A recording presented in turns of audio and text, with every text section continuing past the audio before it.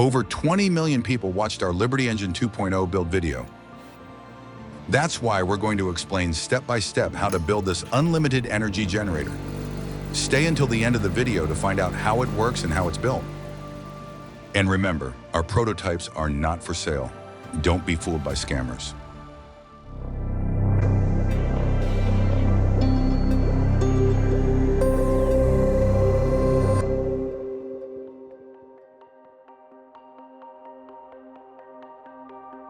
To begin, we'll need 4 microwave transformers like this one. We'll cut the core of each transformer to extract the internal coils. We'll cut from the top of the transformer so as not to damage the coil underneath. We'll open it like this. We'll place a metal plate under the coil to use as a lever. This way we won't damage it. We'll only use this coil out of the 3 coils in each transformer. This small coil won't work, and neither will this other coil. Here we have the transformer core and the 220-volt coil we're going to use. Once we've cleaned the transformer core, the coil fits smoothly. We repeat the process with 3 more identical transformers. In a collaborating lab, we created this cylinder from a special alloy, which we'll use to make the rotor. This special material is composed primarily of silver and aluminum. This metal is key to making this prototype work.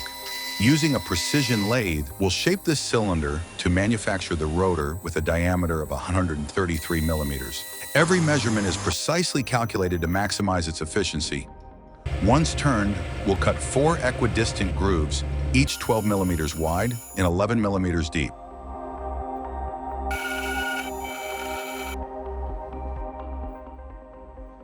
Here we have the finished piece ready for the next step.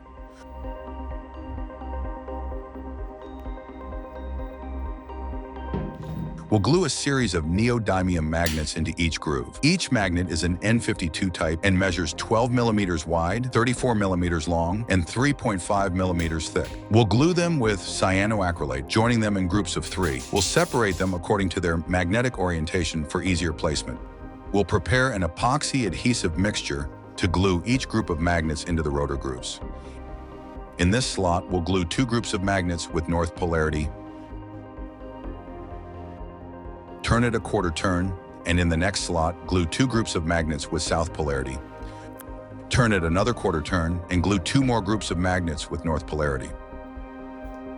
Finally, in the last slot, glue the 2 remaining groups of magnets with south polarity, alternating the polarities around the rotor. South, north, south, north. Now we'll surround each slot with hot glue and masking tape. This will allow us to fill each slot with epoxy resin without it spilling out. This way, all the magnets will be fixed inside each slot without affecting their magnetic strength. We'll let the resin dry for at least 24 hours. After that, we can safely remove the hot glue. We'll repeat this same process for each slot. This means we'll need at least 4 days of drying time to complete this process. Once we've finished, we'll reground the rotor on our precision lathe. We removed all the excess resin and polished the surface with liquid polish. And this was the wonderful result, the heart of the Liberty Engine 2.0. Now we're going to design and manufacture the structure that will house the entire system.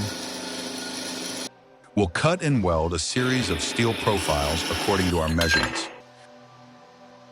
We'll provide the manufacturing plans in another video. This is the base of our structure. We'll continue making the transformer mounts. We'll make 2 identical pieces. We'll also weld the motor mounts. Every piece, every weld, is made with the utmost precision to avoid deformations in the frame. The first time we published this video, many people didn't understand its operating principle. Many science channels on YouTube analyzed the material and weren't able to clearly explain how it works. That's why we've remastered this video to clarify any doubts by giving a detailed description of the entire process.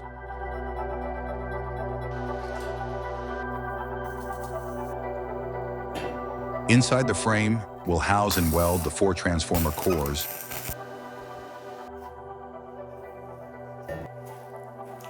We'll weld one on top,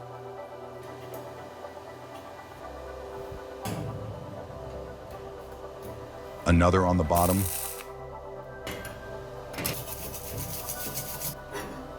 and one on each side.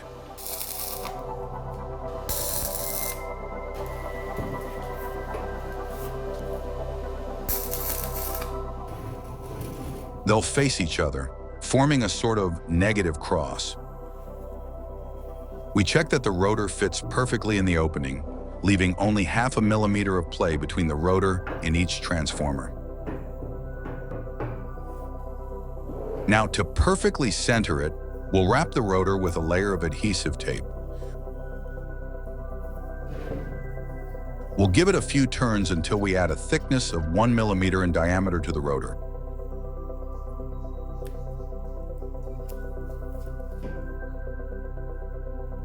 Here you can see the extra thickness. We'll fit the rotor back in, which now goes in with great difficulty, and adjust its position with a few light taps. With the rotor centered, we'll now position the motor at the correct distance.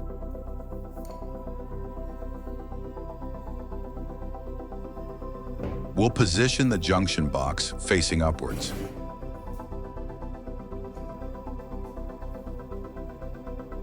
With a permanent marker, we'll mark the motor mounting holes. They'll be like this, ensuring that the rotor remains centered.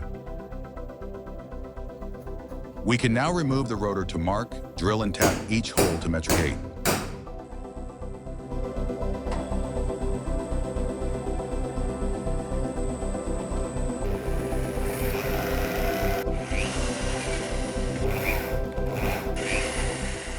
We remove the adhesive tape because we won't need it anymore. We insert each of the coils into each iron core. We've marked each coil with its respective core so that they fit smoothly.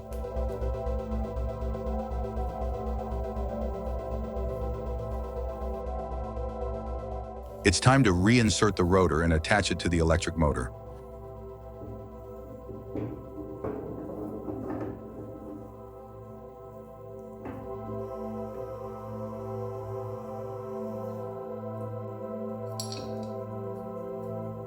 We'll secure the motor with 4 bolts and check that the rotor spins freely, without friction, and perfectly centered. We firmly tighten the threaded studs to finish securing the rotor to the motor shaft. This piece will be attached to the rotor and will be used to install a manual starting system.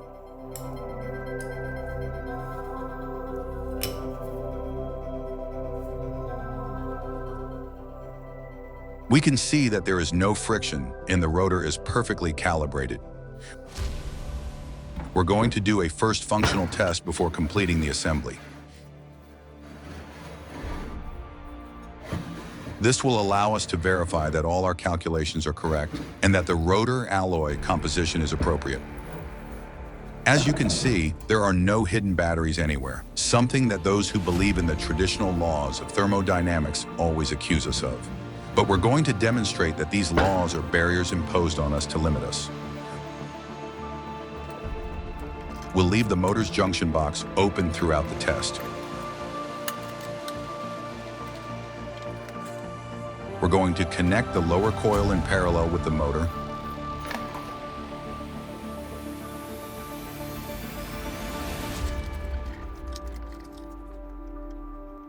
And in turn, in parallel with the upper coil.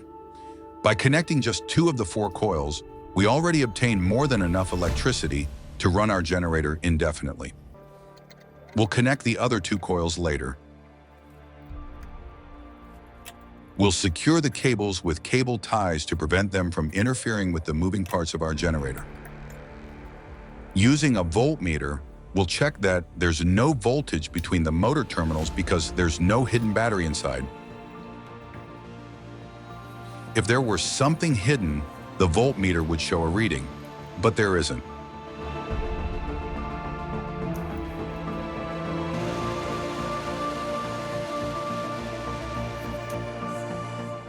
Perfect. Now we're going to start the rotor turning with a coiled cable that will pull.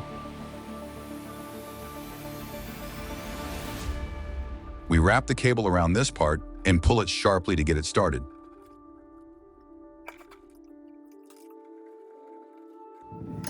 It works! It works!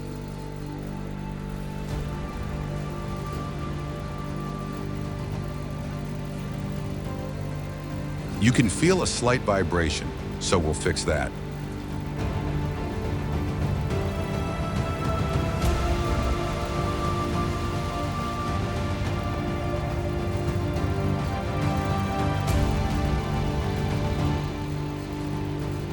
This is the result of 7 months of research on the Liberty Engine 1.0, which you can also find on our channel. With this version, we've improved power, reduced noise, and made the whole system more stable. Some of the improvements came from your feedback.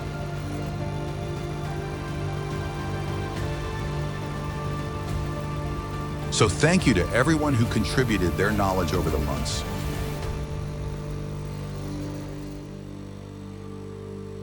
Let's check the voltage it generates.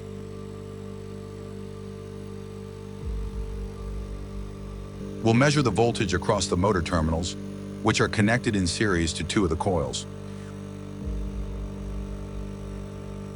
We get 228 volts.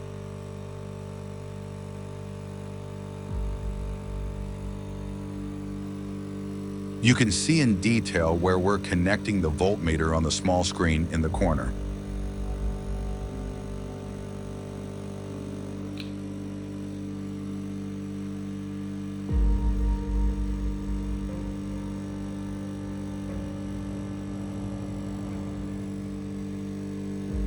We also measured the voltage directly from the top coil.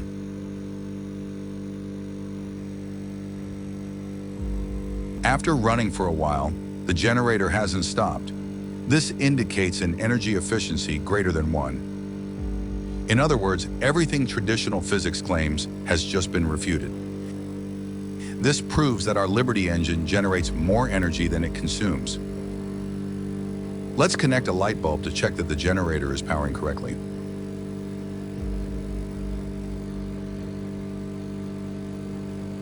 Later in this video, we'll do a much more intensive test to see how far this generator can go. This energy isn't created from nothing. It's extracted from the magnetic fluctuations of the magnets as they pass through each coil. And thanks to the rotor's design, the currents remain stable because eddy currents and magnetic braking are eliminated.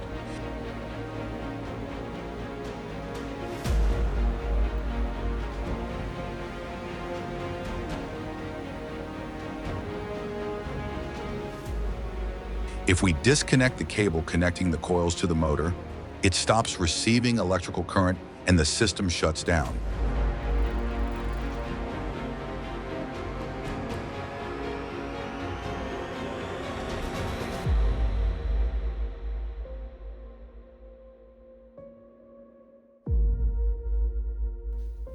We then disassemble the machine so you can see that there are no hidden batteries.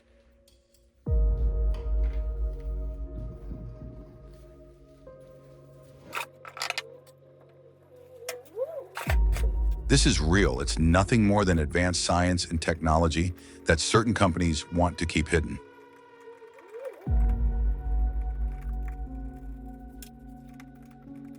We're always asked why we don't sell the prototypes, since they could change the world.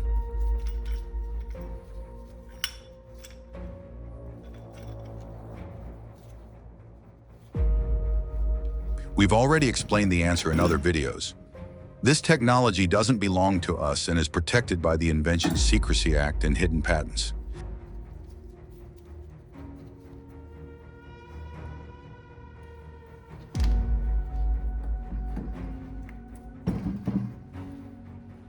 patents that remain hidden from the public and will only be revealed when these companies decide that oil is no longer profitable. Therefore, be wary of scammers selling them. We've detected scammers on the internet and social media such as Telegram, Facebook, YouTube, and Instagram, impersonating us to try to deceive people. They claim to be the creators of the real Liberty engine, but the Liberty engine is not for sale. Don't buy it. Don't fall for the scam. And if you see an online store or profile trying to sell it, report it to the authorities.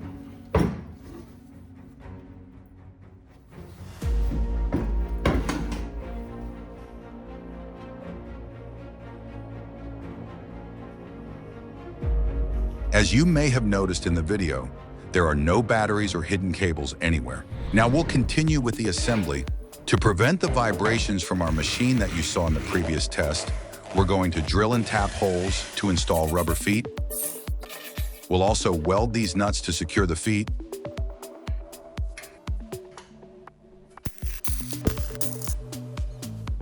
We remove the bolts. We've cut and folded these aluminum sheets along the edges so they fit perfectly onto the frame. We're marking all the places where we'll drill and tap holes to attach aluminum sheets and acrylic protectors.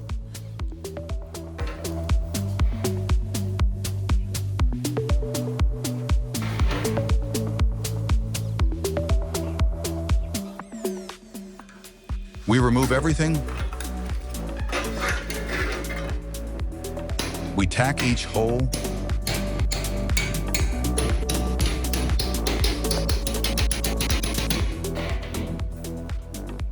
We drill.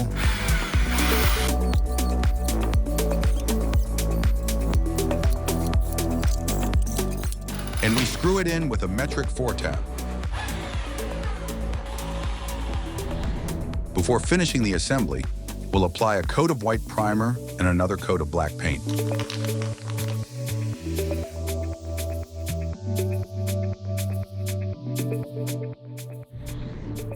Once the paint has dried, we'll install the anti-vibration rubber feet. By eliminating these vibrations, the machine will remain stable on any surface. In addition, noise is also significantly reduced. Now we replace the aluminum plates and secure them with metric 4 conical head bolts.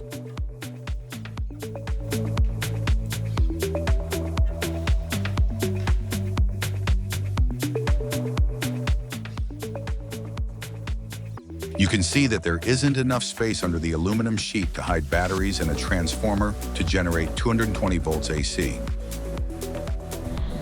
This is a driver that will power the LED lighting on our machine. It operates on 220 volts AC. Let's test it before installing it by connecting it to this power outlet. Once we've verified that it works, we'll solder the power cables and cover the solder joints with heat shrink tubing.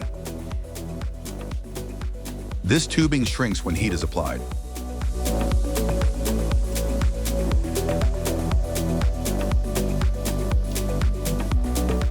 We attach the driver and a connection strip.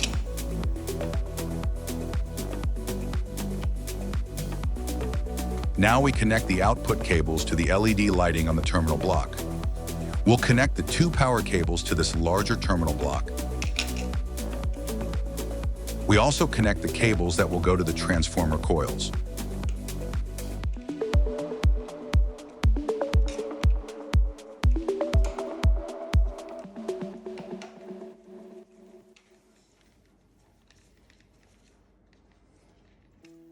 Now we connect the 2 LED strips here.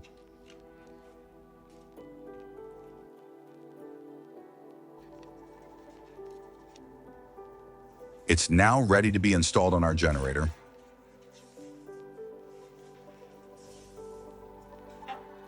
We insert and secure it.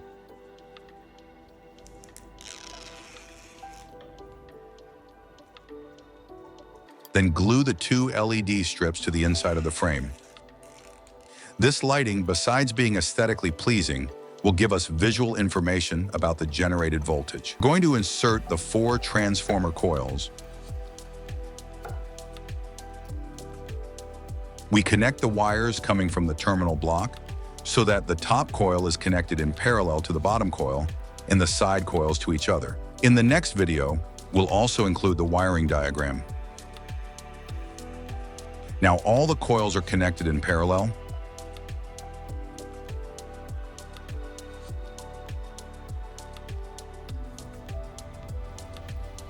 We'll secure the wires with cable ties to prevent them from accidentally disconnecting. We'll also protect the connections with some electrical tape to prevent accidental contact.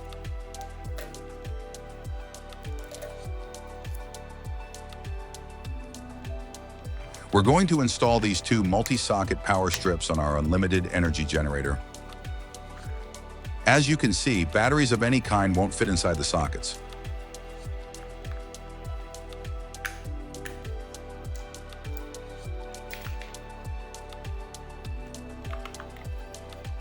We'll attach them to the aluminum plate using the holes we drilled earlier.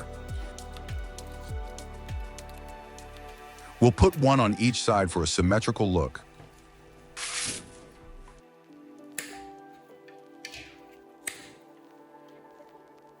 We strip the wires so we can connect them to the power strip of our self-sustaining generator. We remove the ground wire because our machine doesn't have a ground connection, making it portable.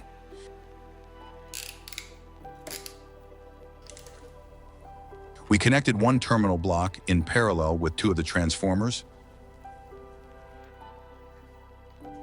and the other terminal block in parallel with the other 2 transformers. Here's how it looks. Now it's time to install the motor in the frame.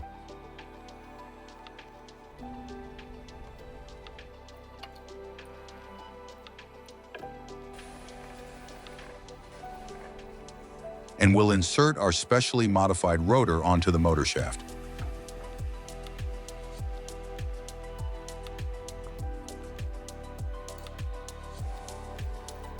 We tighten the rotor bolts against the shaft to prevent it from coming loose. It spins perfectly. This will be the motor's power cable.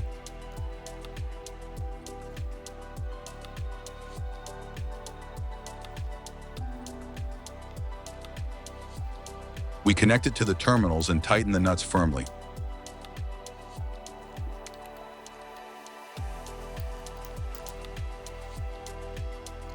We'll reattach this part, which is part of the manual starter.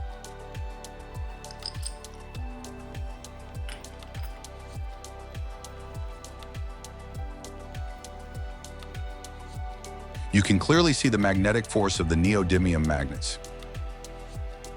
Now we'll install the protective acrylic panels, but first we'll install this manual starter.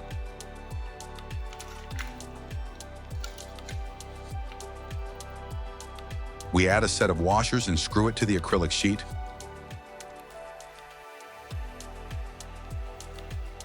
By pulling the cord, we'll spin the rotor of our self-sustaining unlimited energy generator. We remove the protective film.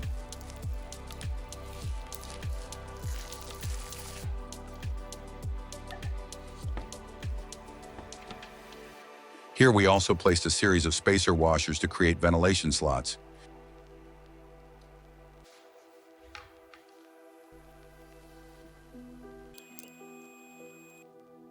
We continued attaching these triangular guards and the other side guards.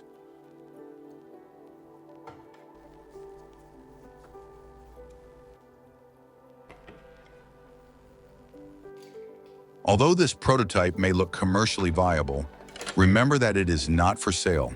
Avoid being scammed. We connected the motor's power cable to one of the electrical outlets. And finally, we placed the cover on the motor's junction box. The manufacturing process is complete.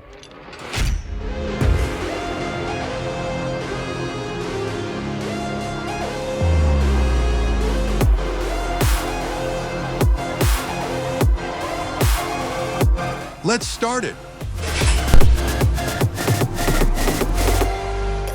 Excellent.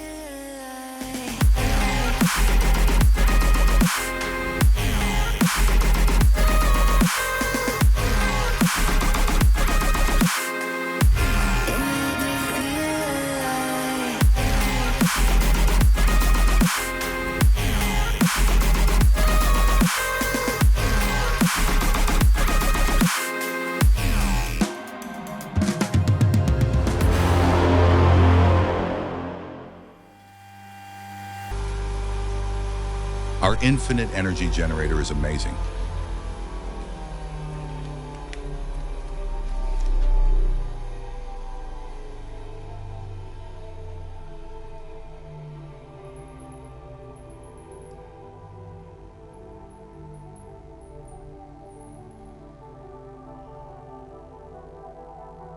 How does the Liberty Engine 2.0 work? When we pull the starter cord, we rotate the rotor, which is made of a special alloy and neodymium magnets. This causes the magnet's magnetic field to pass through the coils, generating 220 volts. This voltage is injected into the sockets and, in turn, into the motor, which keeps the modified rotor spinning at a constant speed of 1,400 revolutions per minute. This ensures that it continuously produces electrical current in a highly efficient manner, without violating any of the laws of thermodynamics, thanks to the special alloy based primarily on silver and aluminum. And it's much more efficient than the Liberty Engine 1.0.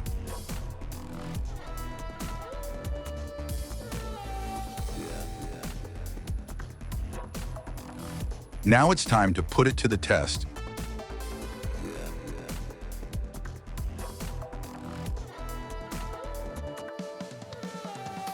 We plug in the motor and flip the switch. There are no hidden batteries. We pull the starter cord firmly, and you can see the light intensity gradually increase. We're also going to connect an angle grinder that operates at 220 volts and requires 800 watts of power.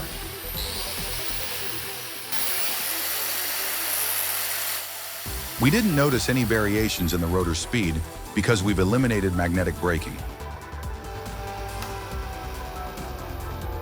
When we turn off the switch, the motor stops receiving power and the machine stops.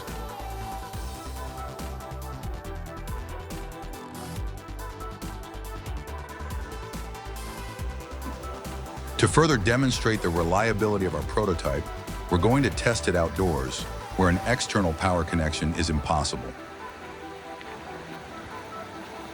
The power generated by the Liberty engine is so stable that we can even connect delicate electronic devices, like this iMac computer. You can see there are no houses or power sources nearby. We flip the power switches.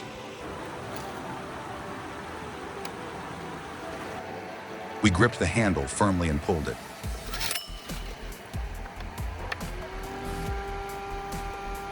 The voltage generated by this rotation started the machine.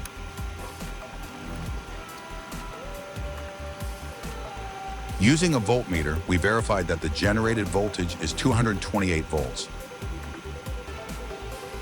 If we wanted our machine to generate 110 volts, we would need to use a 110-volt single-phase motor and 4 110-volt transformer coils. It's that simple. This would be great for use in areas like the United States, Canada, Mexico, Brazil, Belize, and some Caribbean territories. We just connected a 1-horsepower water pump, and we're going to connect several more devices at the same time.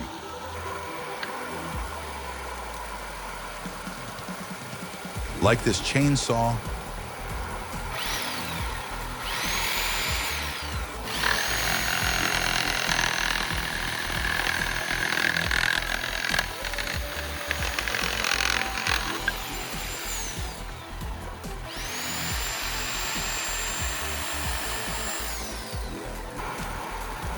the angle grinder,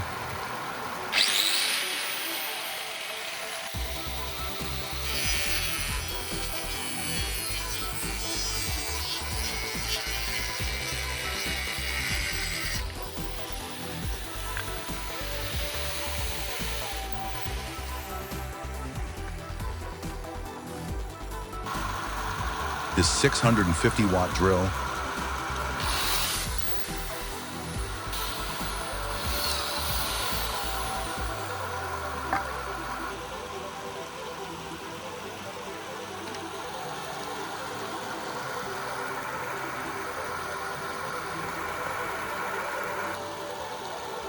And even this iMac, which consumes about 160 watts, but requires high voltage stability.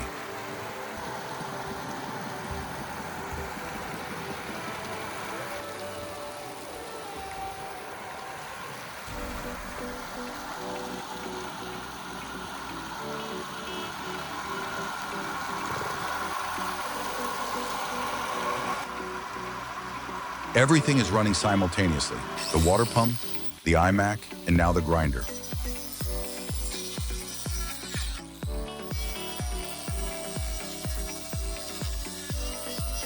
There are no voltage or power drops.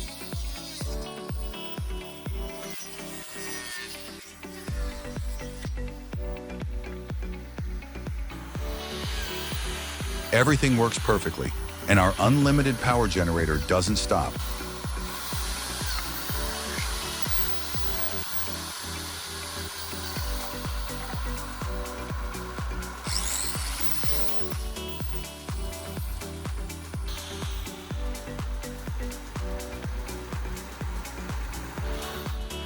As you can see, we not only connect them, but we also use the tools for quite a while.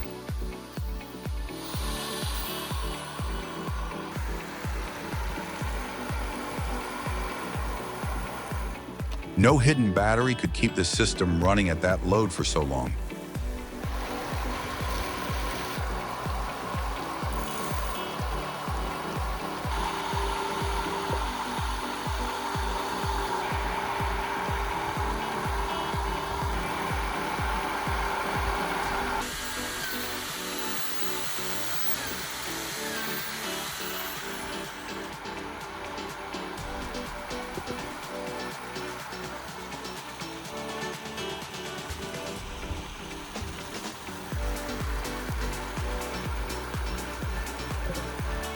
We remind you that we're on the bank of a river and there are no nearby power sources.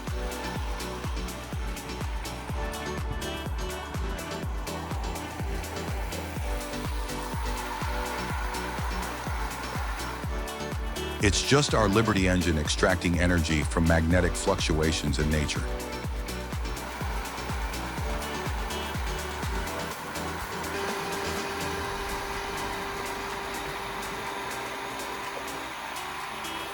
It would be wonderful if this technology were released someday. These videos are an attempt to put pressure on the industry to make that happen.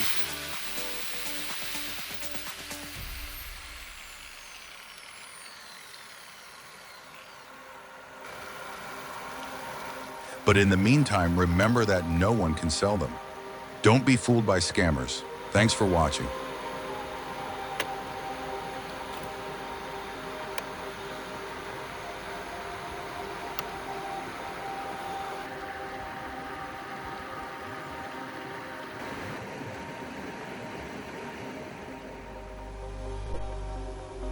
Thanks for watching this video. Thanks for your help, and we'll see you in the next video.